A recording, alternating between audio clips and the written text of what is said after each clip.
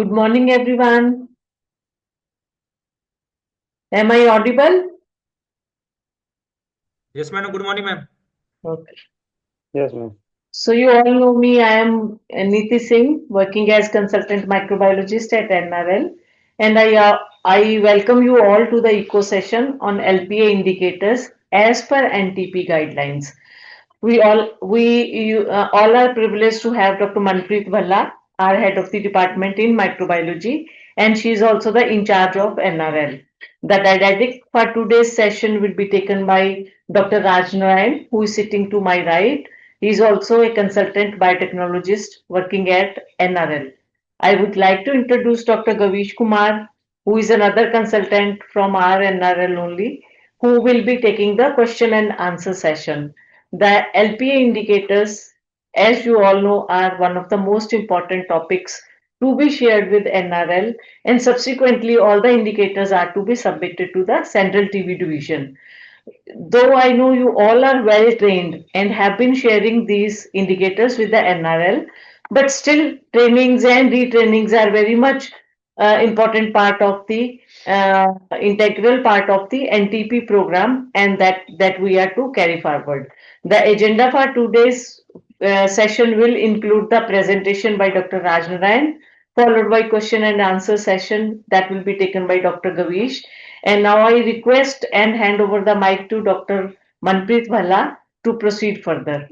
Over to you, ma'am. Thank you, Dr. Niti, and good afternoon, and welcome you all to our today's eco session on capacity building for NRL's culture DSC labs through the eco platform. तो जैसे कि आपको ये sessions हम कर रहे हैं to help you all for if you have as Dr. Niti आप लोग ये सब इंडिकेटर्स भर रहे हैं. लास्ट टाइम हमने CBNet इंडिकेटर्स का लिया था सेशन, एंड इस बार LPA इंडिकेटर्स का सेशन है जो डॉक्टर राज नारायण लेंगे. वो ही is a biotechnologist at NRL NITRD. और ये सेशंस आपको जैसे कि बताया गया था आपको हेल्प करने के लिए है. जो भी आपको डाउट्स हैं वो सब हम यहाँ पे क्लियर करना चाहते हैं. तो इसीलिए हम ये वन साइडेड सेशन नहीं होगा, ये इंटरैक्टिव सेशन होगा. आपको अपने क्वेश्चंस पूछने हैं, आपको जो भी डाउट्स हैं वो आपको यहाँ पे क्लियर करनी है, बिकॉज हमारा पर्पस इस सेशन का यही है. So thank you very much, and over to Dr. Rajnarayan. And I think there will be a case presentation by from IRL Dharampur also, followed by Dr. Rajnarayan's talk. So over to Dr. Rajnarayan for the topic on LPA indicators. So before Dr. Rajnarayan starts with the LPA indicators, I would like to request you to do the questions. The link has been shared by Shifa ma'am in the chat box. Do those questions. Over to Dr. Rajnarayan. Thank you, Niti ma'am, for my introductions, and good morning to everyone. The topic of today's presentation is the LPA indicators. We all know that monthly indicators play a crucial role in evaluating the lab performance for the TB diagnosis, monitoring laboratory efficiency, and ensuring the quality under the NTEP. Therefore, it is essential to collect the correct information in the NTP request form, that is the another 15A. And the systematic analysis of these indicators supports program managers in identifying the gaps and to optimizing the diagnostic networks under the NTEP. So the points for today's discussions are the LP indicators, that is first line as well as the second line. So for my better presentation, just I would like to show the laboratory strips, that is the output of the LPA test. इसमें आप देखेंगे there are 4 panels. The first panel includes the 3 bands, CC, AC, and TUV bands. So monitoring these bands is very important for to know whether the test is valid or invalid. So for test to be valid, CC and AC band must be present. So जो पहला 2 bands दिख रहे हैं आपको CC और AC, ये band दोनों ही होनी चाहिए for the valid results. Now the third band is a tube band. It indicates the presence of DNA of Mycobacterium tuberculosis. So अगर ये तीनों बैंड हैं, विजिबल हैं, तभी हम रेस्ट बैंड देखेंगे for the mutation of in the Mycobacterium tuberculosis. बाकी को 3 पैनल्स हैं। जो फर्स्ट पैनल सेकेंड पैनल देखें तो आरपीओवी जीन का पैनल है। इसमें 2 तरह के बैंड्स हैं, वाइल्ड टाइप जिसको WT से दिख रहा होगा आपको, and the mutation band that is the MUT। So resistant को आइडेंटिफाई करने के लिए लैब हम लोग क्या करते हैं, अगर इसमें कोई भी वाइल्ड टाइप बैंड अगर मिसिंग है 1 और मोर, और म्यूटेशन बैंड वेदर प्रेजेंट है और नॉट है, तो इसको हम रेसिस्टेंट बोलेंगे। मतलब अगर कोई भी वाइल्ड टाइप मिसिंग है या म्यूटेशन बैंड प्रेजेंट है तो हम रेसिस्टेंट बोलेंगे for that drugs that gene. So अगर इस आरपीओबी की बात करें तो आरपीओबी में अगर वाइल्ड टाइप कहीं मिसिंग है या म्यूटेशन बैंड है तो रेसिस्टेंट होगा। तो इसमें दिख रहा होगा आपको, इसमें सारे वाइल्ड टाइप बैंड प्रेजेंट है और कोई भी म्यूटेशन बैंड नहीं दिख रहा है, दैट इज सो इसको रिजल्ट राइट साइड में लिखा हुआ sensitive, that is sensitive to rifampicin. And similar concept for the katG and INHA. KatG और आईएनएचए रेसिस्टेंट म्यूटेशन जो है ये इसको हम आईएनएच के लिए देखते हैं इसमें। सो अगर कैटजी में रेसिस्टेंट है और आईएनएच रेसिस्टेंट है तो ये आईएनएच रेसिस्टेंट होगा। इंपॉर्टेंट थिंग है कि अगर आपको कैटजी में रेसिस्टेंट है तो इसको हम बोलेंगे आइसोएनर्जी हाई लेवल रेसिस्टेंट, और अगर ये ओनली आईएनएच जीन में रेसिस्टेंट है तो यह शो करता है कि यह पेशेंट जो लो लेवल आईएनएच रेसिस्टेंस है। Next please. तो same concept for the second line LPS strips, यहाँ भी दिख रहा होगा 3 ऊपर 3 कंट्रोल बैंड है CCA-CTUB, same concept as with the first line. और यहाँ पे जीन जो है गायरेज ए जीन है एंड गायरेज बी है जो कि फ्लोरोक्विनोलन के लिए है, एंड आरएस जीन जो है ये सेकेंड लाइन इंजेक्टेबल के है, that is capreomycin amikacin kanamycin, और EAS जीन जो है वो low level resistance to the kanamycin. So यहाँ पर समझने की बात ये इंपॉर्टेंट चीज है कि गायरेज ए म्यूटेशन जो कि फ्लोरोक्विनोलन को म्यूटेशन शो करता है, इसमें म्यूटेशन बैंड जो है, इस म्यूटेशन बैंड्स में अगर म्यूटेशन 3B, 3C और 3D है तो इसको हम लोग बोलते हैं हाई लेवल मॉक्सीफ्लोक्सासिन रेसिस्टेंस। और अगर रेसिस्टेंट और सेंसिटिव के लिए सेम कंसेप्ट है जो हमने फर्स्ट लाइन में देखा था। For high level moxifloxacin resistance mutation 3B, 3C और 3D, इसमें से कोई एक भी बैंड हो या ऑल 3 बैंड्स हो प्रेजेंट हो। Next please. Now there's few terminology which is very important to understand and it is helpful for during the fill up of the indicators of line progresses. So we all know that monoresistant means what? So mono-rifampicin resistant means it is resistant to rifampicin but it is sensitive to isoniazid. So mono means one. Similarly for mono-H resistant means the patient is resistant to isoniazid but sensitive to rifampicin. If resistant to both isoniazid and rifampicin, it is called the MDR. Now, for the high level INH resistance, अगर कैटजी gene में resistance है तो हम इसको बोलेंगे high level resistance, और अगर ये INH ए जीन में रेसिस्टेंट है बेस्ड ऑन द LPA, इसको हम बोलेंगे लो लेवल रेसिस्टेंस। अगर ये दोनों में रेसिस्टेंट है, मतलब कैटजी में भी रेसिस्टेंट है और INH में भी रेसिस्टेंट है, इन दैट केस हम लोग INH हाई लेवल रेसिस्टेंस ही मानेंगे। Now the important term is the resistant inferred. Resistant inferred का मतलब है कि अगर वाइल्ड टाइप बैंड जो है वो एब्सेंट है बट म्यूटेशन बैंड उसमें नहीं दिख रहा है, ऐसी केस में उस रेसिस्टेंट को मैं रिपीट करना चाहता हूं, रेसिस्टेंट इन्फर्ड मतलब वाइल्ड टाइप बैंड आपका उस जीन का मिसिंग है बट कॉरेस्पॉन्डिंग म्यूटेशन बैंड नहीं है, इसको हम बोलेंगे इन्फर्ड। ओके, एंड मॉक्सीफ्लोक्सासिन, जैसे हमने कहा कि मॉक्सीफ्लोक्सासिन होते हैं हाई लेवल मॉक्सीफ्लोक्सासिन और लो लेवल मॉक्सीफ्लोक्सासिन, ये आपको सेकेंड लाइन LPA में दिखेगा। तो अगर ये मॉक्सीफ्लोक्सासिन रेसिस्टेंट है on the basis of presence of MUT3B, MUT3C और MUT3D बैंड, देन इसको हम बोलेंगे high level moxifloxacin resistance. Next ma'am please. ना ये जब आप मंथली LPA इंडिकेटर्स भरेंगे तो आपको एक्सेल शीट जो है वही एक्सेल शीट का ही हमने फोटोग्राफ्स यहाँ पे लगाया हुआ स्लाइड। तो इसमें देखें तो पहला जो आपका कॉलम है वो है मंथ का। तो thus we are describing how fill up this indicators.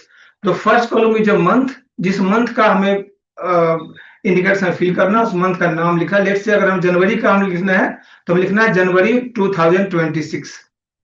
Next column है स्टेट का, नेक्स्ट किससे करेंगे, नेक्स्ट कर दिया। स्टेट का है, इसमें स्टेट्स में हम जो जिस स्टेट से आप हैं उस स्टेट का भरेंगे। Third column is the number name of the culture and DST lab, इसका नाम लिखेंगे। Fourth is the total number sample receive, जितने भी सैंपल आपने रिसीव किया for the first line LPA उसकी नंबर लिखेंगे। Next column is the total number of test conducted, इसमें नंबर वो लिखेंगे जितने हमने टेस्ट कंडक्ट किए हैं। अगर लेट से कोई सैंपल आपका रिजेक्ट हो गया, लाइक स्पिलेज हो गया या स्मीयर निगेटिव है, जिसका हमने एलपीए नहीं लगाया है, तो इसको वहां एक्सक्लूड कर देंगे। टोटल नंबर टेस्ट में हम लिखेंगे जितना सैंपल हमने टेस्ट में लगाए हैं। Now the last column is the total number of results available, जितना का रिजल्ट आपको अवेलेबल है, जितने भी वैलिड रिजल्ट आए हैं वो इसमें आएंगे, वेदर एमटीबी प्रेजेंट और MTB absent, all are included in the total number of results available, excluding the invalid results. And next please. Now इसमें देखिए total number of results available जो हमने डिस्कस कर लिया। Now MTBC not detected, MTBC not detected means कि line प्रोबेसिव में ट्यूबी band absent, कितनों में ट्यूबी बैंड एब्सेंट है, मतलब एमटीबी का डीएनए डिटेक्ट नहीं किया एलपीए ने, तो उसको नंबर यहाँ पे मेंशन हमें करना है एमटीबीसी नॉट डिटेक्टेड में। Next is resistance not detected, resistant not detected means there is no resistance in the rifampicin and isoniazid, तो जो सेंसिटिव है हम कह सकते हैं जो सेंसिटिव है बेस्ड ऑन द एलपीए उसको हम यहां मेंशन करेंगे। Now the next column is the mono R resistance, mono R resistance means इसमें हम कैटजी और आईएनएच को हम लेंगे, और मोनो आर रेसिस्टेंस में जो मोनो आर रेसिस्टेंस में सिर्फ हम रिफैम्पिसिन के लेंगे और आइसोनाइज को नहीं लेंगे, मतलब आइसोनाइज अगर रेसिस्टेंट है तो उसको इंक्लूड हम नहीं करेंगे, ओनली रिफैम्पिसिन रेसिस्टेंट को ही इंक्लूड करेंगे। जो इन्फर्ड होगा रिफैम्पिसिन से, मतलब जिसमें वाइल्ड टाइप बैंड मिसिंग होगी, म्यूटेशन बैंड नहीं दिखेगा, वो इन्फर्ड में आ जाएगा, और डिटेक्टेड में आएगा जो म्यूटेशन बैंड प्रेजेंट होगा in case of mono R resistant. Similarly for mono H resistance, इसमें दो जीन है कैटजी और आईएनएचए, कैटजी में जो इन्फर्ड होगा उसको इस कॉलम में मेंशन करेंगे, और आईएनएच में जो इन्फर्ड होगा वो नेक्स्ट कॉलम में मेंशन करेंगे। नाउ नेक्स्ट है mono H resistant detected, mono H resistant detected में सिमिलरली जो म्यूटेशन बैंड दिखेगा उसको हम बोलेंगे रेसिस्टेंट डिटेक्टेड, जो कैटजी बैंड जीन में होगा उसको लिखेंगे कैटजी के लिए, आईएनएच में होगा उसको लिखेंगे आईएनएच के लिए, जो दोनों में बैंड होगी म्यूटेशन बैंड कैटजी भी और आईएनएच भी, उसको हम नेक्स्ट कॉलम में लिखेंगे, that is both katG and INH. Resistant detected to HNR, इसमें जितने भी एमडीआर पेशेंट आए होंगे, जैसे रिफैम्पिसिन भी रेसिस्टेंट है और आइसोनाइजिन भी रेसिस्टेंट, दोनों में रेसिस्टेंट है, तो वो इस कॉलम में नंबर आएगा resistant to detected to H and R. Now next last column is the number of test with invalid results, इसमें जो इनवैलिड रिजल्ट्स होगा, लाइक जिसमें सीसी और एसी बैंड नहीं होंगे, वो इस कॉलम में आपको मेंशन करना है। Next please. ओके, इसमें नंबर ऑफ बैच कंटामिनेशंस, एलपीए में क्या है, नंबर ऑफ बैच है कंटामिनेशन, जब आपको एलपीए में कंटामिनेशन आएगा तो हाई चांस होती है कि पूरी बैच कंटामिनेशन हो सकती है, तो इन दैट केस आपको कितने बैच में कंटामिनेशन हो, जनरली ये बहुत अगर आपका सही से करेंगे तो बैच कंटामिनेशन रेयरली आता है, बट अगर आता है तो उसमें नंबर ऑफ बैच कंटामिनेशन यहाँ पे मेंशन करना है। और फाइनल रिजल्ट्स नॉट अवेलेबल, जिसमें आपने पूरे महीने में सैंपल लिए, उस सैंपल में से अगर कितने भी पेशेंट का, जितने पेशेंट का आपने रिजल्ट नहीं आया होगा उसको यहां पर मेंशन करेंगे। Next please. ओके, सो इसमें देखिए नेक्स्ट कॉलम है first line LPA offered by rifampicin sensitive from net, तो यहाँ पे नेट का रिजल्ट लिखना है आपको, नेट मतलब जीन एक्सपर्ट और सीबी नॉट और true not. So H resistant not detected, यहाँ पर लिखना है जिसको एच रेसिस्टेंट डिटेक्ट नहीं हुआ है, सिमिलरली एच रेसिस्टेंट डिटेक्टेड, जो आइसोलेटेड डिटेक्ट हुआ वो करना है। First line LP offered from R from NAAT, यहाँ रिफैम्पी रेसिस्टेंट लिखना है, H resistant not detected, H resistant inferred and detected, only katG mutation detected, only NHA mutation detected, both NHA and katG mutation detected. Now next है discordance in NAAT and LPA, यहाँ पे डिस्कॉर्डेंस लिखना है, total डिस्कॉर्डेंस कितने observe हुए, कितने number test किए, rifampicin sensitive in not resolve by RR, अगर नेट में अगर सेंसिटिव आता है और डिस्कॉर्डेंट है तो आप इसको रिजॉल्व, कितने को रिजॉल्व आपने किया, and Rif resistant in not resolve as RS, इसमें मेंशन करना है। Next please.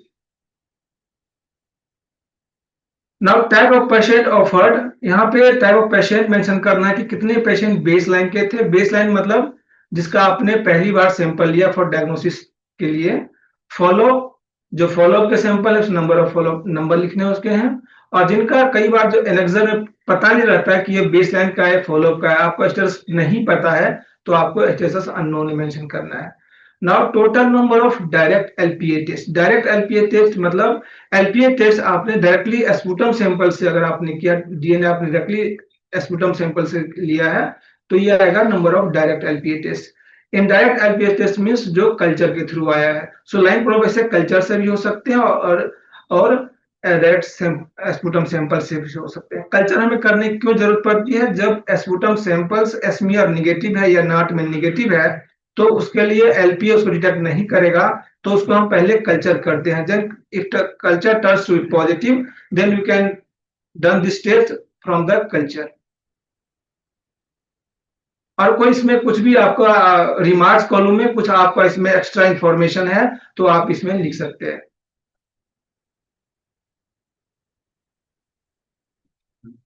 Second line second का कंप्लीट है। फर्स्ट लाइन में याद है second line। हम वो एंड हो गया होगा ना, एंड आपने शायद वो वाला अभी क्या था? हाँ। ये first line complete first line हो गया, सेकंड लाइन का okay. Now coming to the laboratory performance indicator of second line LPA. So जो हमने फर्स्ट लाइन में हमने देखा उसी तरह से सेकेंड लाइन में भी होगा, बट यहाँ पे ड्रग्स चेंज होंगे, जीन चेंज होंगे, बस टर्मिनोलॉजी सेम ही है। सो सिमिलरली जैसे हमने फर्स्ट लाइन में देखा था, वैसे इसमें सबसे पहले हमें मंथ भरना है, लिखना है जो भी जनवरी का, जनवरी का, फरवरी का तो फरवरी का, फिर स्टेट्स का name, then name of culture and DST laboratory, या आपका आईएलएल है तो लिखना आईएलएल का नाम, then total number of sample received, similarly as with first line, जितने सैंपल हम रिसीव किए सेकेंड लाइन एलपीए के लिए। तो सेकेंड लाइन एलपीए के लिए इसमें देखिए, सेकेंड लाइन एलपीए में जो फर्स्ट लाइन में रेसिस्टेंट आता है, चाहे वो रिफैम्पिसिन में रेसिस्टेंट आता है, चाहे वो आइसोनिज में आता है, या दोनों में आता है। सो रेसिस्टेंट सैंपल को हम सेकेंड लाइन के लिए प्रोसीड करते हैं। सो कितने जितने सैंपल आपने एलिजिबल था सैंपल सेकेंड लाइन के लिए, वो सारे आप यहाँ पे मेंशन करेंगे। Next please. ना उसमें से आपने कितने को सैंपल लगाया? अगर आपने सारे के सारे सैंपल जिनको लगाने थे आपने अपने पुट कर दिया है सेकेंड लाइन एलपीए में, तो यहाँ पे टोटल नंबर ऑफ टेस्ट लिखेंगे, कंडक्टेड लिखेंगे। तो एक इम्पोर्टेंट बात है कि जितने सैंपल आपने रिसीव किया और जितना आपने सैंपल टेस्ट कंडक्ट किया, दोनों के नंबर या तो इक्वल होंगे या टोटल नंबर सैंपल रिसीव ज्यादा होंगे, रिवर्स नहीं होगा। ना the next column is total number of results available. उसमें से कितने रिजल्ट्स आप लोग अवेलेबल है, मींस जितने आपने टेस्ट लगाए उसमें अगर कोई रिजल्ट्स इनवैलिड आ गया उसको एक्सक्लूड करना है, बाकी सारा आपको यहाँ पे मेंशन करना है। देन द एमटीबीसी नॉट डिटेक्टेड, अगर उसमें से कोई एमटीबीसी, एक इंपॉर्टेंट बात ये है कि एमटीबीसी नॉट डिटेक्टेड ये आपको बहुत ही रेयरली सेकेंड लाइन एलपीए मिलेगा, क्योंकि ऑलरेडी फर्स्ट लाइन आप इसमें लगाए होते हैं तो वहां डीएनए रहा होता है, अगर वहां रिजल्ट वैलिड आया है तो एमटीबीसी नॉट डिटेक्ट चांसेस रेयर हैं। तो यहाँ पे अगर उसमें एमटीबी नॉट डिटेक्ट आता है तो आपको यहाँ मेंशन करना है, और एमटीबीसी जिसमें नॉट डिटेक्ट आएगा उसमें उसका म्यूटेशन बैंड को रीड नहीं करना है। Next. Now this is the first fluoroquinolone and SLID resistant not detected. यहाँ पर वो रिजल्ट लिखने हैं, मेंशन करने हैं जिसमें से कोई भी रेसिस्टेंट नहीं आया, नहीं कि फ्लोरोक्विनोन में नहीं आया, न ही एसिलाइड में आया, कहीं भी कोई रेसिस्टेंट नहीं है, उसको यहाँ पे मेंशन करेंगे FQ and SLID resistant not detected. Now next is any fluoroquinolone resistant inferred. इसमें जो फ्लोरोक्विनोन रेसिस्टेंट है और उसमें जो इन्फर्ड है, जैसे हमने कहा इन्फर्ड रेसिस्टेंट, इन्फर्ड भी रेसिस्टेंट होता है और म्यूटेशन भी रेसिस्टेंट होता है। तो जिसमें म्यूटेशन बैंड एब्सेंट होंगे but wild type band missing होंगे उसी को इन्फर्ड बोलते हैं। सो इसमें फ्लोरोक्विनोन इन्फर्ड जो है वो इसमें लिखना है, बट इंपॉर्टेंट बात यह है कि यहाँ पर आपको एसएलआईडी को इंक्लूड नहीं करना, ओनली फ्लोरोक्विनोन को इंक्लूड करना है आपको जो इन्फर्ड है। नेक्स्ट है फ्लोरोक्विनोन रेसिस्टेंट, इसमें वही लगेगा जो मिशन म्यूटेशन बैंड होगा in the fluoroquinolone, that means that is gyrase A और गैरेज बी। Next please. यहाँ पे एनी एसएलआईडी रेसिस्टेंट, यहाँ पर इंपॉर्टेंट बात यह है कि इसमें सिर्फ एसएलआईडी मतलब आरआरएस जीन का ही जो है रेसिस्टेंट म्यूटेशन बैंड इसमें जो on the basis of presence of mutation band है SLID का वही इसमें मेंशन आपको करना है, नॉट फ्लोरोक्विनोलोन। और यहाँ पे दोनों कर रहे हैं। तो देखो हमने पहले डिस्कस किया था कि हमने कहा था कि फ्लोरोक्विनोन का ओनली रेसिस्टेंस इन्फर्ट करेंगे, फिर फ्लोरोक्विनोन का म्यूटेशन मेंशन करेंगे, फिर SLID का रेसिस्टेंस करेंगे, और फिर यहाँ पर आएगा जो दोनों में है, जो सिंगल में है वो नहीं, जो फ्लोरोक्विनोन में भी रेसिस्टेंस दिख रहा है प्लस SLID में ही दिख रहा है, दोनों में अगर रेसिस्टेंस है सेम पेशेंट के लिए, वो यहाँ पे मेंशन करने हैं हमें। नेक्स्ट, अब यहाँ पे लिवोफ्लोक्सासिन रेसिस्टेंट, लिवोफ्लोक्सासिन, मॉक्सिफ्लोक्सासिन, ये सारे रेसिस्टेंट आपको गायरेज ए और गायरेज बी में से ही मिलेंगे। जीन सेम है बट लिवोफ्लोक्सासिन के लिए मॉक्सिफ्लोक्सासिन दोनों के लिए सेम जीन है। सो लिवोफ्लोक्सासिन में जो इन्फर्ड होंगे उसको यहाँ लेकिन मेंशन करना है इस कॉलम में। Next please. और जो डिटेक्टेड होगा मींस जिसमें म्यूटेशन बैंड होगा उसको इसमें कॉलम में मेंशन करना है। Now it is very crucial to think about the moxifloxacin resistance. Levofloxacin कोई इशू नहीं है, इन्फर्ड डिटेक्टर मेंशन कर देंगे, बट moxifloxacin का जब रिजल्ट आप मेंशन करेंगे तो उसमें you should know the number of inferred low level resistance, number of detected low level resistance and detected high level resistance. So low level high, जैसा कि हमने शुरू में ही बताया था कि हाई लेवल मतलब होता है कि म्यूटेशन 3B, 3C और 3D, ये तीनों बैंड में से कोई भी बैंड होंगे या मोर देन वन बैंड होंगे अमंग दीस थ्री बैंड्स, उसको हम लोग हाई लेवल रेसिस्टेंट बोलेंगे। बाकी जो आपका अगर दूसरा कोई म्यूटेशन बैंड अगर वाइल्ड टाइप बैंड है तो उसको हम बोलेंगे इन्फर्ड, जो कि आपको इन्फर्ड लो लेवल में आएगा।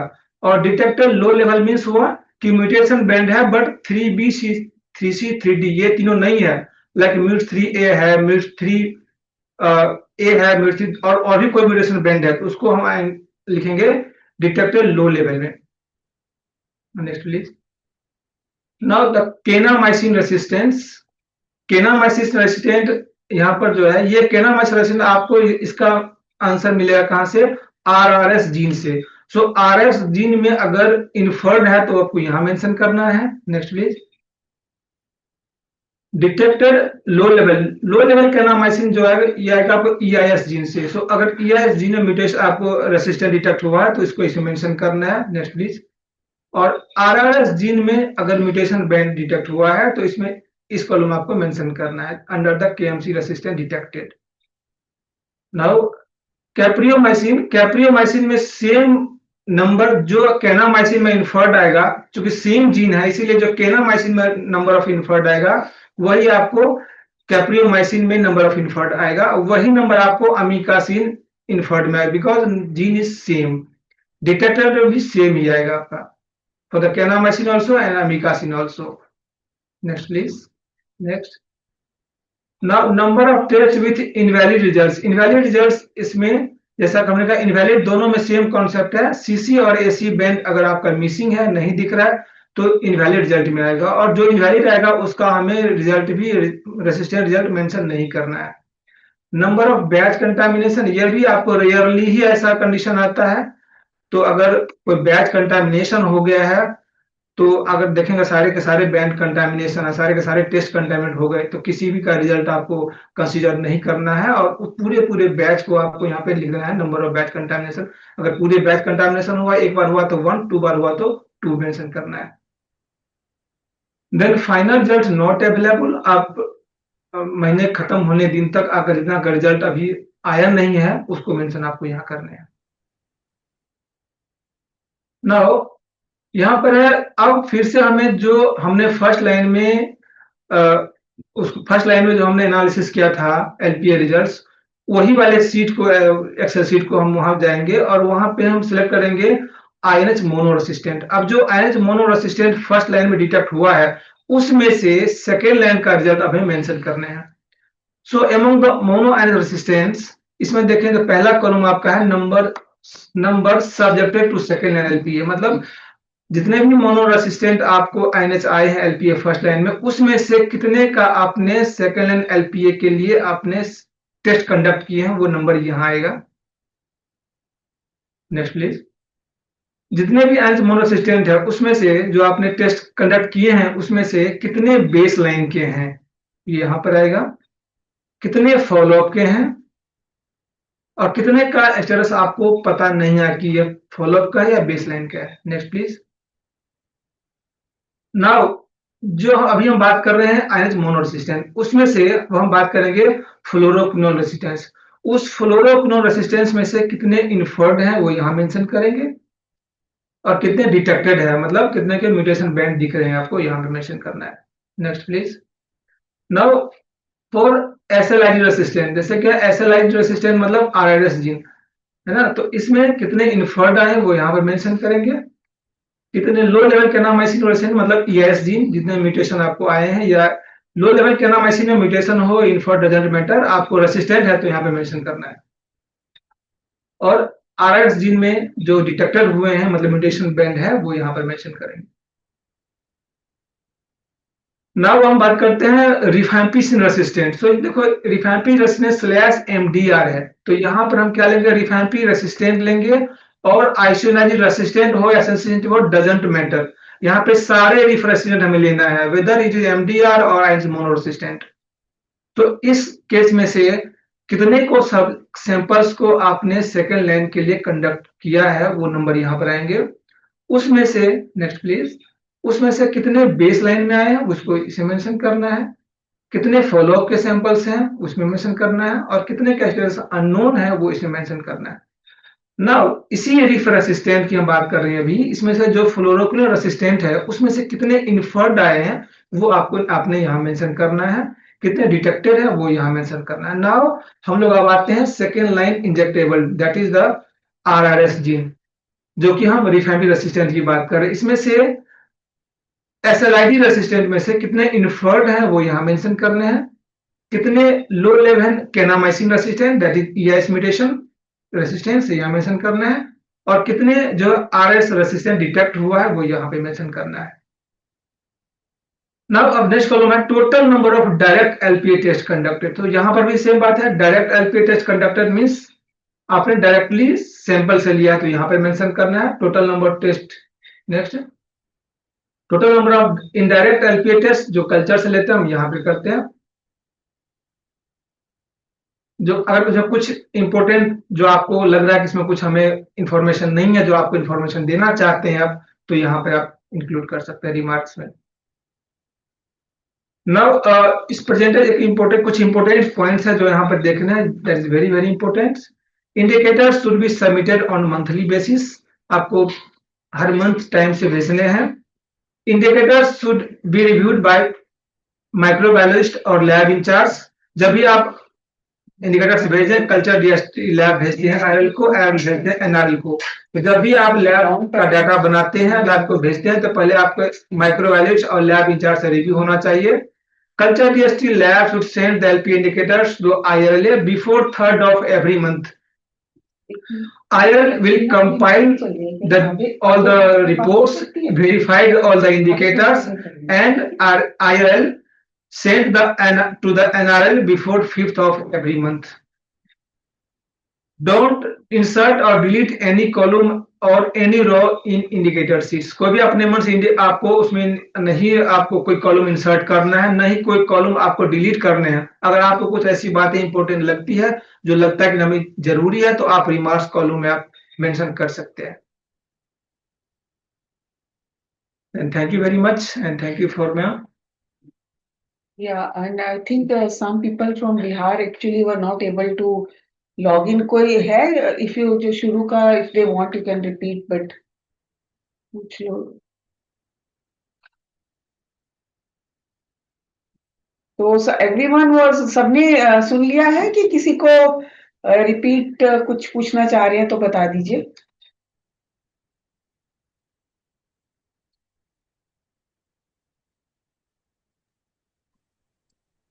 Good morning ma'am. Good ma'am morning. एक बार एसएल एलपीए इंडिकेटर थोड़ा एक बार और समझना चाहता हूँ मैं। SL LPA indicator. हाँ जी, doctor Ragini ji. Yes, on कर दीजिए।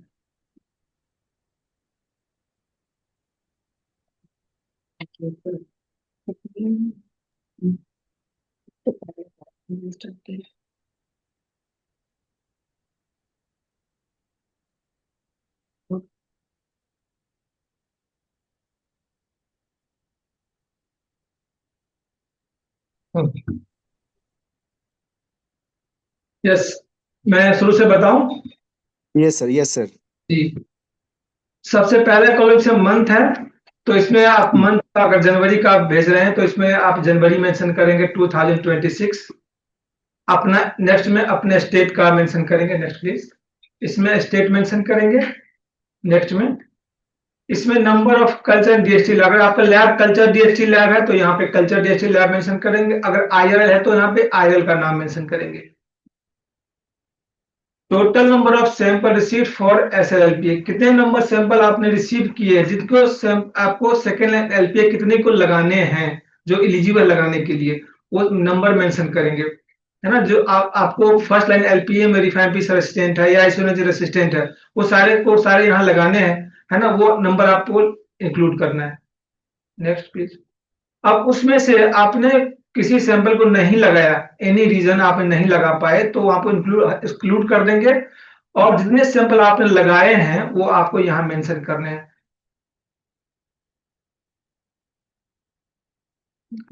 अब इसमें देखें total number of results available. इसमें जितने सैंपल आपने कंडक्ट किए हैं, सैंपल लगाए, टेस्ट लगाए हैं, जरूरी नहीं कि सारे का सारा रिजल्ट आ ही जाएगा, उसमें आपको इनवैलिड रिजल्ट भी होंगे। अगर आपने सपोज आपने 100 सैंपल आपने लगाए, उसमें से 2 सैंपल इनवैलिड आ गए, तो 98 ही वैलिड रिजल्ट हुआ ना। तो यहाँ पे लिखेंगे आप टोटल नंबर ऑफ रिजल्ट्स, हाँ, तो वैलिड में आएगा। लेकिन यहाँ पे टोटल नंबर ऑफ रिजल्ट्स है अवेलेबल, तो यहाँ पे रिजल्ट्स में सारे मेंशन करेंगे, मतलब जिनका रिजल्ट आपको आ गया वो सारे मेंशन करेंगे यहाँ पे। Next, MTBC not detected. अच्छा, रिजल्ट अवेलेबल मतलब सारे यहाँ पे इंक्लूड कर, जितने रिजल्ट आपके आ गए हैं, एवरी रिजल्ट्स यहाँ पे, जो भी इनवैलिड भी है और इनवैलिड भी है, वो सारे इंक्लूड कर रहे हैं आपने। अगर आपने 100 टेस्ट आए, 100 टेस्ट का आपका स्टेटस पता है, तो 100 ही यहाँ पे आएंगे। जिनके टेस्ट नहीं लगाए ऑब्वियसली वो यहाँ नहीं आएंगे, बट जितने का भी रिजल्ट आया हुआ, चाहे वैलिड हो या इनवैलिड हो, वो सारे यहाँ मेंशन करने हैं आपको। उसमें से एमटीबी नॉट डिटेक्ट। अब इसमें एमटीसी नॉट डिटेक्ट मतलब जिसमें टीबी डिटेक्ट नहीं हुआ, जब हम एलपीए टेस्ट लगाते हैं ना, तो वहां भी सेकेंड लाइन एलपीए में भी आपका टीयूबी बैंड होता है। तो अगर टीयूबी बैंड निगेटिव है ना, तो मतलब कि टीबी का जो बैक्टीरिया का डीएनए तो है ही नहीं इसमें, तो उसको आप रिजल्ट को फर्दर प्रोसीड भी नहीं करेंगे, रिजल्ट रीडिंग नहीं करेंगे उस सैंपल का, और वो नंबर यहाँ पे आएगा जो टीबी बैंड एब्सेंट होगा, उसी को बोलते हैं MTBC not detected. Mycobacterium tuberculosis complex not detected, मतलब टीबी बैंड आपका एब्सेंट आया है सेकेंड लाइन एलपीए में, ये यहाँ। और ये नंबर बहुत ही कम दिखने को आपको मिलेंगे। Next please. अब ये फ्लोरो देखिए, सेकेंड लाइन एलपीए में ना, जिसे फर्स्ट लाइन में आपने देखा था, फर्स्ट लाइन में आता है रिफाम्पिसिन आइसोनियाजिड, है ना। ऐसे सेकेंड लाइन में आपको आएगा फ्लोरोक्विनोलोन, जिसमें कि आता है मॉक्सीफ्लोक्सासिन, लिवोफ्लोक्सासिन, ये सब आएगा फ्लोरोक्विनोलोन में आएगा, जिसके लिए जीन रेस्पॉन्सिबल होता है गायरेज ए और gyrase B. Second line injectable drugs जो बोलते हैं, जैसे आपका है केनामाइसिन, कैप्रियोमाइसिन, अमिकासिन, ये आते हैं सेकेंड लाइन इंजेक्टेबल ड्रग्स में।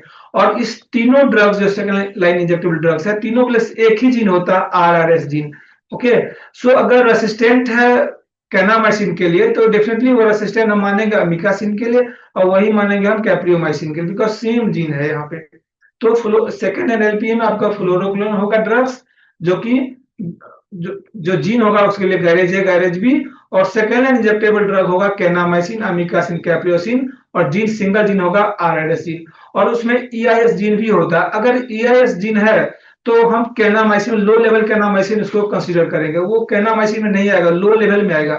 ठीक है, तो सेकेंड लाइन एलपीए में केनामाइसिन का 2 तरह का रिजल्ट आता है। एक आता है kanamycin resistant, that is based on the RS gene, और एक आता है kanamycin low level resistant, that is based on the EIS gene. Please. अब एनी फ्लोरोक्विनोन रेसिस्टेंट इनफर्ड, यहाँ पे सिर्फ आपको फ्लोरोक्विनोन रेसिस्टेंट कंसीडर करना है। फ्लोरोक्विनोन रेसिस्टेंट में कैसे हम करेंगे, गायरेज ए और गायरेज बी जीन जो है, गायरेज बी जीन में आपको म्यूटेशन रेयरली मिलेगा, आपको मोस्ट ऑफ द म्यूटेशन आपको गायरेज ए में ही मिलेगा।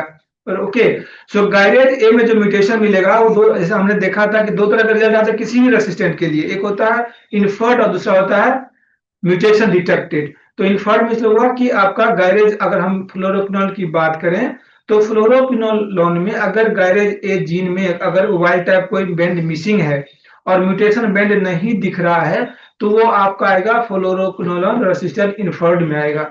ठीक है, वो यहाँ पे आपको मेंशन करना है, उसमें आपको सेकंड लाइन को इंक्लूड नहीं करना है, मतलब SLID को इंक्लूड नहीं करना है। Second please. अब यहाँ एनी फ्लोरोक्लोरेसेंट डिटेक्टेड, यहाँ पे आपको ओनली जो फ्लोरोक्लोर रेसिस्टेंट डिटेक्ट हुआ, दैट इज अगर उसमें गैरेज ए गैरेज बी में म्यूटेशन बैंड आपको दिख रहा है, म्यूट बैंड दिख रहा है, तो वो यहाँ पे आपको मेंशन करना है विदाउट, उसमें आपको सेकंड लाइन रेसिडेंट को इंक्लूड नहीं करना है SLID को। Next please. यहाँ पे SLID रेसिस्टेंट डिटेक्टेड, यहाँ पे हम फ्लोरोक्लोर की बात नहीं करेंगे, यहाँ पे हम देखेंगे सिर्फ SLI, आपको सिर्फ एक्सेल अगर आप यूज कर रहे हैं तो यहाँ पे सिर्फ SLID को आपको फिल्टर करना है, और इसमें जो सेकेंड लाइन इंजेक्टेबल ड्रग में रेसिस्टेंस आया है वो यहाँ पे मेंशन करना है। Next please.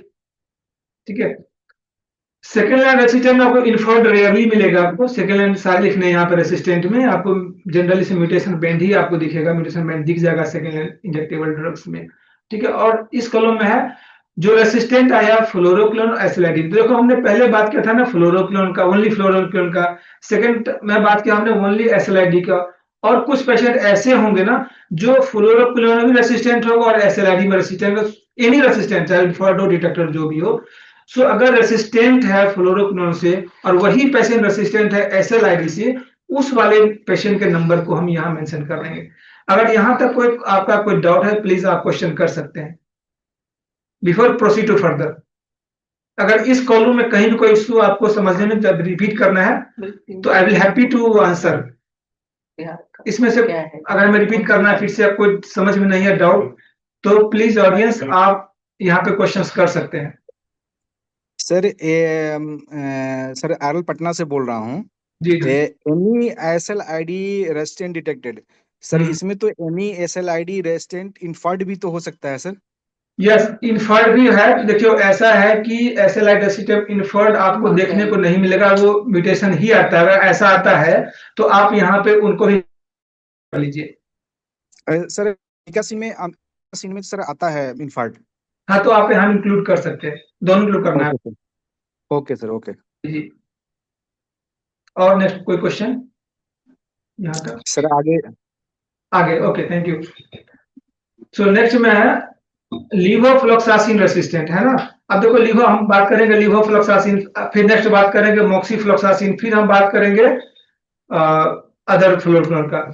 तो लीवोफ्लॉक्सासिन सभी के लिए एक जीन जो है सेम जीन है, गैरेज ए और गैरेज बी। जैसा हमने कहा गैरेज बी का म्यूटेशंस आपको देखने को शायद ना भी मिले बहुत दिनों तक, या रेयरली आता है, मेनली आपको गैरेज ए में मिलेगा। तो हम गैरेज ए की ही बात करेंगे यहाँ पे, ठीक है। Same apply for the gyrase B also.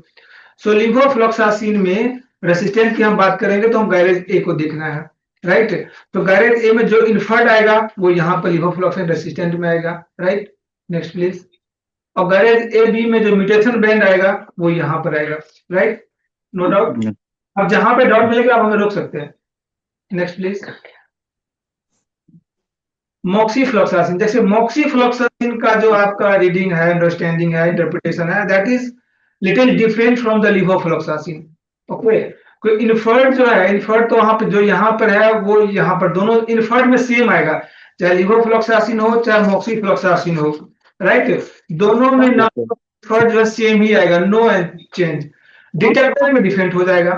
Detector में डिफरेंट क्या हो जाएगा, लीवोफ्लॉक्सासिन तो हमने बात कर लिया। अब मॉक्सीफ्लॉक्सासिन डिटेक्टर की बात करेंगे तो दो कैटेगरी हो जाती है, एक होती है हाई लेवल डिटेक्टर और होती है लो लेवल डिटेक्टर, राइट। सो हाई लेवल डिटेक्टर, दोनों डिटेक्टर में तो म्यूटेशन बैंड ही देखना हमें है, राइट। सो हाई लेवल हम तब बोलेंगे जब म्यूटेशन 3B, 3C और 3D ये तीनों बैंड में से कोई भी अगर बैंड है तब बोलेंगे इसको हाई लेवल, ओके। अगर दूसरा कोई म्यूटेशन बैंड है लाइक M1 म्यूटेशन बैंड है, ठीक है, तो वहां पर होंगे लो लेवल डिटेक्टर होगा, राइट। अगर कोई डाउट इसमें नहीं है तो हम आगे मूव कर रहे हैं। सर जैसे आरएल पटना से बोल रहा हूँ सर। लीवोफ्लॉक्सासिन में सर जो रेसिस्टेंट आता है तो वही सेम हम डिटेक्टेड लो लेवल मॉक्सी में तो डाल सकते हैं सर ना? नहीं नहीं नहीं, देखिए मॉक्सी लीवोफ्लॉक्सासिन में हाई लेवल लो लेवल नहीं है, देख रहे हैं आप, दिख रहा है आपको? नहीं है ना, तो सारे डिटेक्टर यहाँ पे आएंगे। वो हाई लेवल भी है, लो लेवल है, दोनों का ऐड कर प्लस कर दीजिए तो वो आएगा लिवोफ्लोक्सिन रेसिस्टेंट। इसमें कोई हाई लेवल लेवल यस नहीं सर, यस सर, वो दोनों दोनों आएगा सर। लेकिन सर आएगा। लो यस। लेवल, यदि केवल लो लेवल में हम डालते हैं, जैसे सर मॉक्सी में हाई लेवल तो हम डाल दिए, हाँ जी। लेकिन सर हाँ, जैसे mute 3B, 3B, 3C, 3D, हाँ सर जी। हाँ जी। मॉक्सी हाई हो गया वो। हम्म। लेकिन उसके अलावा सर लिवोफ्लोक्सासिन में जो डिटेक्टेड आता है, वो हम डिटेक्टेड लो लेवल मॉक्सी में तो डाल सकते हैं ना सर? सुनिए, आप पहले एक की बात करते हैं, आप लिवोफ्लोक्सासिन की बात करें या मॉक्सी की बात करें, पहले एक का बात कीजिए। हम बात करते हैं सर लिवोफ्लोक्सासिन का, ठीक है? मॉक्सी की बात कर रहे हैं सर, ठीक है। Detected low level. ठीक है, हम आपको रिपीट करें, आप पहले आप लिवोफ्लोक्सासिन पहले आपको फिल करना है। आप पहले लिवोफ्लोक्सासिन बात कर, भूल जाइए मॉक्सीफ्लोक्सासिन का, ठीक है? ठीक ठीक है, आप ठीक है सर। पहले आप क्वेश्चन कीजिएगा। लिवोफ्लोक्सासिन में आपको कोई डाउट है? No sir. कोई डाउट नहीं है, ठीक है? नो अब सर। मॉक्सी मॉक्सी में आ जाइए। Yes sir. लिवोफ्लोक्सासिन में जो इन्फर्ड नंबर आप डाला था आपने ना, वही यस आप सर। मॉक्सी में आप इन्फर्ड लो लेवल आएगा, सेम नंबर आएगा, कोई डाउट नहीं यस सर। है ना? No sir. अच्छा, moxifloxacin high level low level में, अगर बीसीटी बैंड है तो हाई लेवल में आएगा, यस सर। और अदर म्यूटेशन बैंड है वो लो लेवल में आएगा। Yes sir. और इस दोनों को अगर प्लस कर देंगे तो लिवोफ्लोक्सासिन डिटेक्टेड हो जाएगा। Okay sir. ठीक है? तो जो आप हाँ। क्वेश्चन पूछ रहे हैं कि अगर मॉक्सीफ्लोक्सासिन लो लेवल है, वो जाएगा लिवोफ्लोक्सासिन में? यस जाएगा, प्लस दोनों जाएगा, कोई एक नहीं, दोनों जाएगा। Okay sir. Okay. I think आपको क्लियर हो गया होगा। क्लियर ना? ओके। समझ आ गई?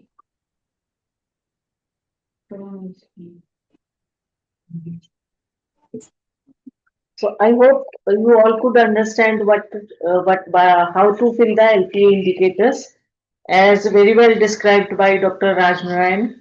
And now we will move on to case presentation, which will be taken by Miss Diksha Thakur, who is working as lab technician at IRL Dharampur. So over to Miss Diksha Thakur. Good afternoon, all dignitaries. Myself, Dr. Naveen Minhas. I'm a microbiologist from IRL Dharampur. So, thanks to Dr. Raj Narayan first. Sir, you have explained each and everything very clearly. तो हमारा भी यही उद्देश्य था कि हम भी यही चीजें कवर करें। आपने हर चीज को वैसे तो बहुत अच्छे से समझा दिया है। हम अब फोकस करेंगे सर कि हम अपने फैसिलिटी में इसको कैसे इम्प्लीमेंट करते हैं और हमें क्या क्या चैलेंजेस फेस होते हैं, and what is our future vision regarding indicator preparation. We are focusing our presentation on that part, sir. So over to Diksha from my facility for today's presentation on LP indicators.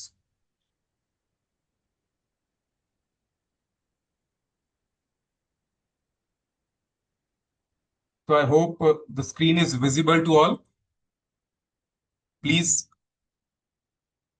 Yes, it is visible. Yes. Yeah. Okay, ma'am. Okay. Good afternoon, everyone.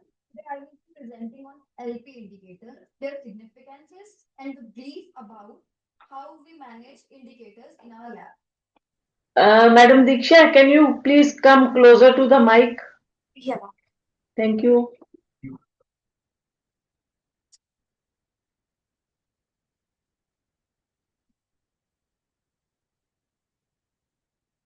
Firstly, I would like to discuss brief outlines of lab indicators.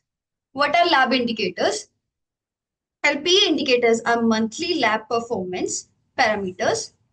They include first line LPA and second line indicators. These indicators helps us to show number of tests, number of resistant detected cases, the invalid and contamination cases. Now, significance of lab performance indicators. Now, I will explain why these indicators are important. They help us to assess testing workload, ensure uniform pending, monitor drug resistance patterns, reflect overall lab quality, and help in timely patient management. Coming to third point, data curation and compilation or verification. Next, I will discuss how indicators data is managed as we collected this data from LPA worksheets, blots, registers. challenges during compiling these data. While managing these indicators data, we face several challenges. We need to collect multiple physical records, repeated test verifications, manual entry errors, time pressure with routine workload. And how we readdress all these challenges. To overcome these challenges, we adopted improved methods. We shifted from manual to digital records. We shifted to live Excel sheets for routine data entry, switching to digital record keeping. Now moving to lab indicators. What are their significance? Firstly, lab LPA is a line probe assay. Indicators are standardized laboratory metrics used under NTEP. Performance indicators are prepared monthly by IRLs and CSDST labs. What are their significances? It helps us in managing our testing workload, uniform reporting and result availability, results resistance patterns, quality performance of lab, timely patient management across the TB diagnostic network, help us to manage our turnaround time, identify error trends and gaps, support programmatic decision making. Performance indicator act as an early warning system. Rising invalids, contaminations, or delay reporting can be identified quickly and corrected before affecting patient outcomes. Now shifting to how we are preparing first line indicators. There are 18 key points where we discuss that how we are managing and preparing these lab indicators. Firstly, total sample received for first line LPA. Here we take entire count of samples received in our facility for first line LPA. We exclude only NAT and follow-up samples for the month. Coming to second point, out of all these conducted, how many samples got a final valid result? Which are microscopically positive samples for LPA, which are directly taken, and plus LC positive, these samples are indirectly taken. Going to third point, total number of results available. Out of these conducted samples with final results available. Point number 4, MTBC not detected. Samples which do not have TUB band. Point number 5, resistant not detected. Samples with both RIF and INH are sensitive. Point number 6, mono R resistance. Either it is inferred or detected. Resistance means if any wild type is missing or any mutation is present, and it can be inferred or detected. And if we talk about inferred, these are the cases, those in which wild type band is absent but no mutation band is detected. Point number 7, mono H resistant inferred.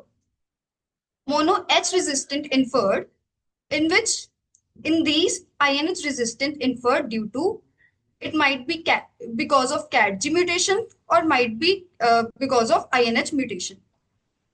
Point number 8, mono H resistant detected. Mono H resistant may be in CATG, in INHA, or in both CATG and INHA. Point number 9, resistant detected to H and R. These are MDR TB cases, multi-drug resistance TBs, when TB bacteria are resistant to both RIF and INH. Point number 10, number of tests with invalid results. That test could be these are the tests which could not be interpreted. Point number 11, number of batches contaminated. Batches affected due to contamination or failure of ENC, MNC, or PC. Point number 12, final results not available. All pending cases whose results have not been finalized yet. Please ensure that the final result of all the sample received or registered in the given month are updated within the same month. Accordingly, the final pendency must be 0 at the time of subsequent indicator submission. Let's look at point number 13. First line LPA offered for RS from NAT, which means it includes samples that were reported as rifampicin sensitive from NAT and INH sensitive or resistant in LPA. Point number 14. First line LPA offered for rifampicin resistant from NAT. Rifampicin resistant from NAT and further found sensitive or resistant or inferred for H with specific high CATG or low level mutation or both. Point number 15. Discordance in RIF between NAT and LPA, which means if the NAT RIF result, it is the difference between the NAT RIF result and the LPA RIF result, which means field NAT result is sensitive and LPA result can be resistant or vice versa. Type of patient offered for LPA. These includes 3 types of categories: baseline, follow-up, and status unknown. We take baseline samples. In baseline samples, we take all those samples in it. Those status is available. And follow-up, smear or culture positive during and after treatment. And status unknown उनका होगा कि जिनका कोई status नहीं है हमारे पास. Point number 17. Total number of direct LPA tests conducted. These are the samples we are taking for directly from smear positive samples for directly LPA. Point number 18. Total number of indirect LPA tests conducted. These are the samples we are taking which are smear negative and subsequently culture positive samples taken up indirectly for LPA. Now, we are turning our attention to preparation of second line LPA indicators. My first point is total number of sample. As we already discussed in first line indicators, that the total number of samples we received for first line. Now here we are talking about the second line sample received for LPA. All the LPA resistant cases are eligible in second line. Total number of tests conducted. All the LPA resistant cases eligible. Point number 3, total number of results available. Out of these conducted samples, sample with final results available. Point number 4, MTBC not detected, samples with TUV band absent. Point number 5, fluoroquinolone and second line injectable drugs resistant not detected, samples. These are the samples with both fluoroquinolone and second line injectables are sensitive. Point number 6, if any FQ resistant inferred. In these, absence of any wild type with no mutation in GAIR A and B. Point number 7, any FQ resistant detected. There is the absence or presence of any wild type with mutation in GAIR A and GAIR B. Point number 8, any SLID resistant detected. There is an absence or presence of any wild type with mutation in RRS and EIS. Point number 9, fluoroquinones plus SLID resistant detected. This is the combination of point number 7 and 8. We take any FQ resistant detected and any SLID resistance detected in this point, in point number 9. Point number 9. Point number 10, pointing to 10 to 14, resistant or inferred data for fluoroquinolones and second line injectables are segregated in this section and interpreted as per the chart given. Point number 15, number of tests with invalid results. These are the tests that could not be interpreted. Point number 16, number of batches contaminated. Batches affected due to contamination or due to failure of quality controls. Point number 17, final results not available.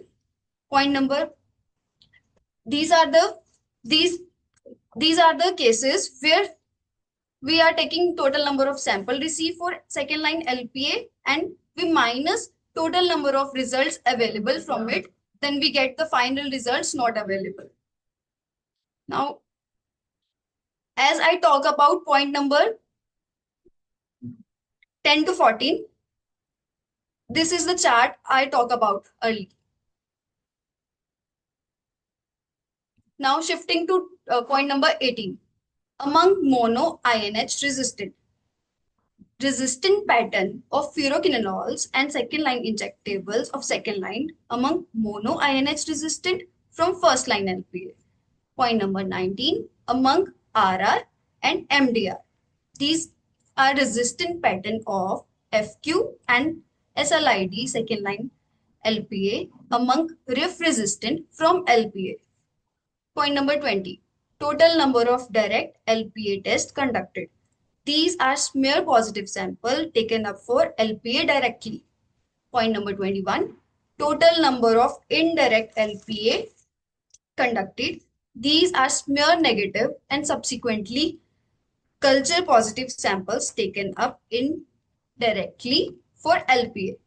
And in remarks, we can add delays or contaminations or any issues regarding our indicators. Thank you for giving me this opportunity to present. Sorry. Thank you, Ms. Diksha, for a beautiful presentation. I hope you made all the points very clear. And I don't think so that the people will have some more doubts about it. And all are requested to please do the post test. And the link has been already shared by Shifa Madam. And in the meantime, the session is now open for question and answers. If you have further any doubts or questions, you can ask us. Ma'am, sorry to interrupt you, ma'am. We have 2 more slides about our challenges faced during preparation of indicators and how we are overcoming those situations. We want to discuss that also. Hello. Okay, you can continue, please. Okay, ma'am. Thank you so much. Now I would like to discuss about the challenges faced while preparing indicators. Looking at the challenges and way forward, while preparing monthly LP indicators, we face several practical challenges in routine lab work, like compilation of physical records, bloats, and extras. These we have to compile all the data from multiple physical records like bloat and extras, which is time consuming. Coming to second point, rechecking repeated tested. Repeated and retested samples need cross verification, which increase manual work. Point number third, time constraint with routine lab workload. Point number 4, risk of transcription error. Manual data entry from registers to report increase the chance of typing or calculation error. Point number 5, maintaining accuracy under reporting deadlines. Meeting reporting deadlines while ensuring accuracy is challenging. Manual extraction of data from multiple records adds to workload, delay indicator submission, and adversely impact routine laboratory testing and reporting turnaround time for prospective samples. Turning our attention to how to readdress all these challenges.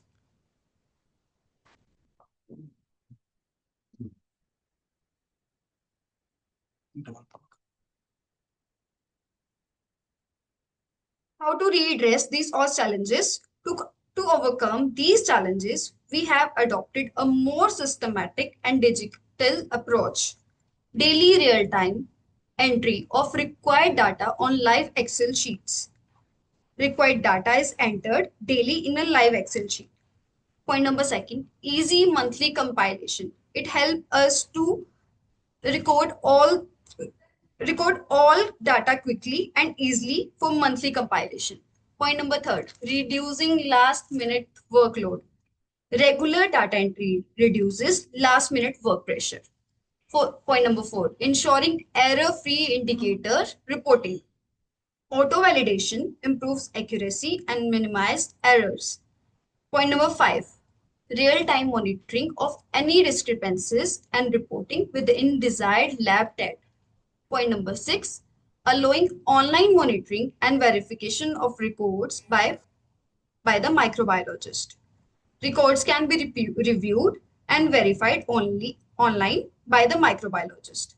Point number seven, analyzing different trends like errors, invalids, contamination, seasonal variations. Point number eight, auto calculation of indicators. It helps us to collect all the data. It helps us to auto calculate indicators. Thank you for giving me time for this opportunity. Ms. Diksha, the NRL really appreciates your efforts which you have been doing and practicing in your lab. And we will definitely appreciate it more if you please share the live Excel sheet which you have generated to NRL so that the same sheet can be circulated to other labs also, and if it can be of any help to them. Ma'am, thank you so much for your nice suggestions, ma'am. Actually, due to some time constraints, if you permit, we can show it right now, how we are preparing the live Excel and all, if the time permits, ma'am. Otherwise, we can discuss it in person also. Yeah, maybe first you share the Excel sheet with us. We will also study and try to understand it, or maybe in the next session we can include the explanation also so that they will be more able to understand it properly. Thank you so much, ma'am. Thank you all dignitaries for your viewpoint, your suggestions, your support all the time. Thank you so much, sir. So if there is any more questions regarding the LPA indicators, you can ask us, please.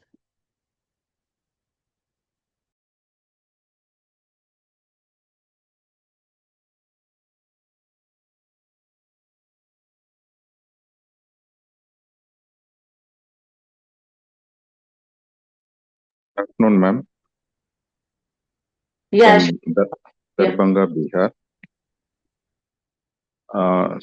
We have been doing this since a long time, preparation of indicators. But just for the clarity, I am just asking this. Regarding in second line LPA, monomoxifloxacin resistance, it has been clearly said that high level, low level, and inferred. So high level means from 3B mutations we can include. Detecting low level is less than that. Those things come. It is same for levofloxacin also, no? So there is two column, levofloxacin resistance detected. So where we include all this 0, 1, 2, and 3A. So actually, WHO has categorized the moxifloxacin resistant into high level and low level. This type of category is not included for the levofloxacin resistance. So low level and high level applied only in the moxifloxacin in the program. So what we include in levofloxacin resistance then? Yes, in the levofloxacin resistant, we can include high level moxi also and low level moxi also, both for the levofloxacin. Okay. So far we are doing only low level, we are including in the indicators, not high level.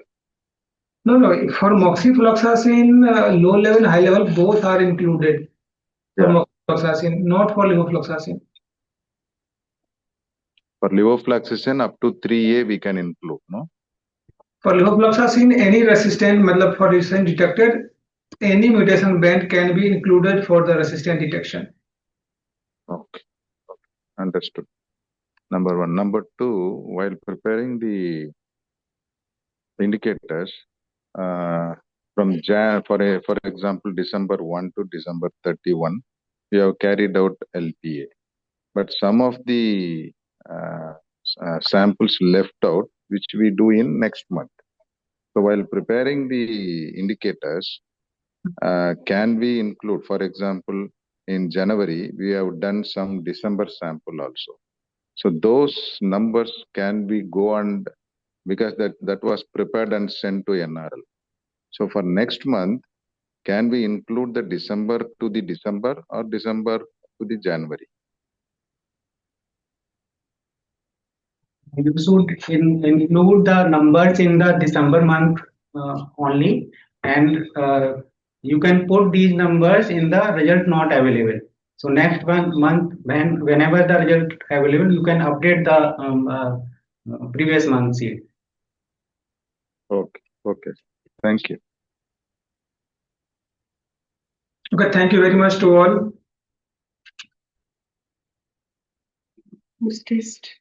So if there is no more question, I would like to include some points. तो अभी जैसे धर्मपुर ने present किया कि analysis and verification of result, so nobody is doing analysis and verification of results actually. तो जब भी हम एनालिसिस खुद करते हैं तो कुछ पॉइंट्स ऐसे मिलते हैं जो ट्रेंड से अलग हटके मिल रहे हैं. आप खुद एनालिसिस करोगे तो कहीं पे मोनोरिफ अगर आपका 5% आ रहा है, सो वो नेक्स्ट मंथ में अगर 15% हो गया, 20% हो गया, so there may be some figure आपने इनकरेक्ट उसमें डाल दिया है. इसका मतलब ये भी हो सकता है, या ट्रेंड चेंज भी हो सकता है किसी भी वजह से. सो हमेशा उसको देखना है. और इन्फर्ड में कभी भी नंबर ज्यादा नहीं हो सकता. इन्फर्ड बहुत ही कम आते हैं. अगर मोनो आईएनएच की बात करें तो इन्फर्ड बहुत रेयर होता है उसके अंदर. तो वहां पे भी अगर एकदम से ट्रेंड आपका 5 to 10% या मॉक्सी हाई लेवल की बात करें, मॉक्सी हाई लेवल भी ज्यादा नहीं होता. तो एक ट्रेंड जो है, जो हर मंथली आप ट्रेंड चेक करोगे, सो परसेंटेज आपको चेक करना है कि 5% है तो 5 से एकदम से हाई तो नहीं, 15%, 50%, 30% ऐसे तो नहीं हो गया. 5 से 7 हो सकता है, 8 हो सकता है, 10 तक जा सकता है. लेकिन एक दिन एकदम से 3 टाइम्स 4 टाइम्स डबल नहीं हो सकता कोई भी ट्रेंड कहीं पे भी.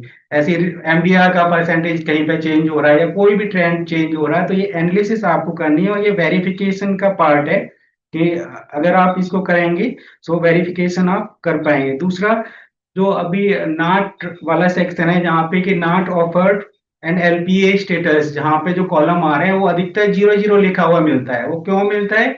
क्योंकि 15A फॉर्म आप को के पास जो आता है उसके अंदर सीबी नेट के रिजल्ट्स या टू नेट के रिजल्ट्स एंटर्ड ही नहीं होते. और अगर एंटर्ड होते हैं तो कोई एक्सट्रैक्ट करके उनको रिकॉर्ड नहीं करता रजिस्टर्स के अंदर, और कोई भी एक्सेल सीट नहीं बनाता. सो एक्सेल सीट एक तो मस्ट है कोई भी इंडिकेटर बनाने के लिए. एक्सेल सीट में आपको फीड करना ही पड़ेगा. मैनुअली आप कोई भी डेटा बनाओगे तो हमेशा एरर आने के चांसेस उसके अंदर होंगे. सो एक एक्सेल सीट में होना चाहिए, और जो जो इंडिकेटर्स में पॉइंट्स हैं वो सारे के सारे एक्सेल सीट में हमारे पास होने चाहिए, तभी हम उस इंडिकेटर को प्रॉपर बना पाएंगे. अदरवाइज नाट वाला एंड एलपीए जहाँ पे अदर लैब्स भेजते हैं, कुछ ही लैब्स हैं जो इस डेटा को प्रॉपर बना के दे रहे हैं. सो ये आपको करना होगा हर एक साइड को. और जो भी फॉलो अप्स वाला सेक्शन है जहाँ पे फॉलो अप दे रहे हैं कि आईएनएच में कितने फॉलो अप आपने डाले बेस लाइन, वहां पे भी आप 00 या इस तरह से लिख के भेज देते हो. सो वो भी तभी हो पाएगा ये प्रॉपर आप एक्सेल सीट में पूरा डेटा बनाओगे और एनेक्सर जो फॉर्म है उससे उस पर डायग्नोसिस फॉलो अप जो लिखा हुआ वो एक्सेल सीट में डाल के रखोगे. तो मैनुअली आप करोगे तो मैनुअली में आप सारे के सारे एक ही कॉलम में डाल के उनको क्लोज कर देते हो. So these are some points to include next time in your indicators.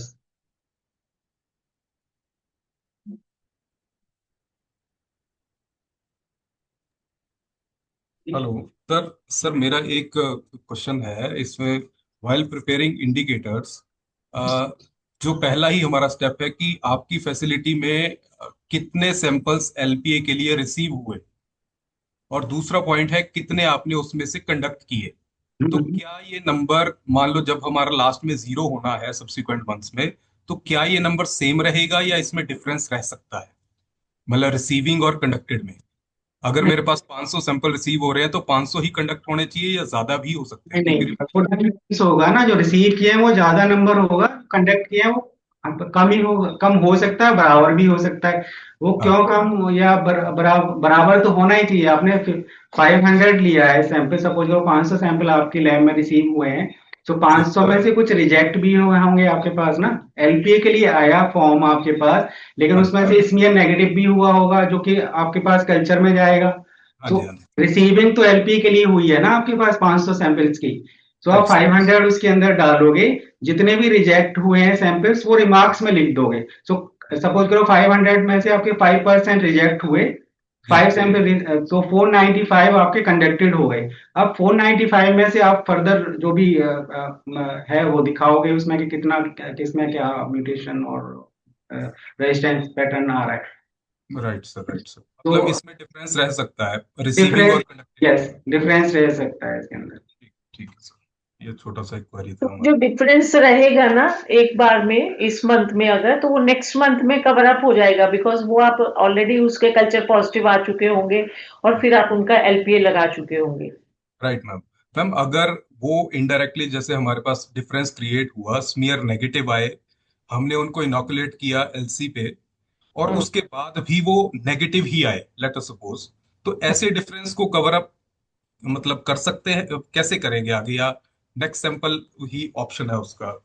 वो डिफरेंस तो रहेगा, दैट विल रिमेन अगर नेगेटिव आता है।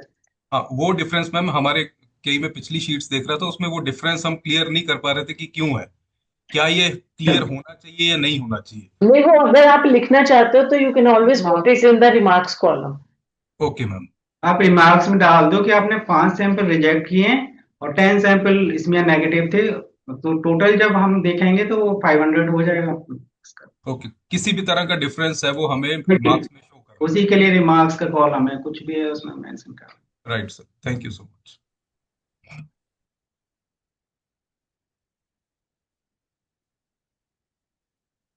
No more questions?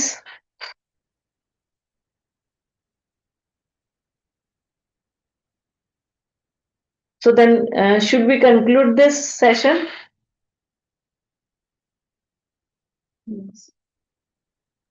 Yes ma'am please. I think everything has been taken care already. So thank you, bye bye, and thank you for attending the session. Thank you. Thank you everyone, and if you have any other और कुछ queries हैं तो आप mail से या आपके पास contact numbers हैं, आप पूछ सकते हैं हमारे एनआरएल माइक्रोबायोलॉजिस्ट से। Thank you.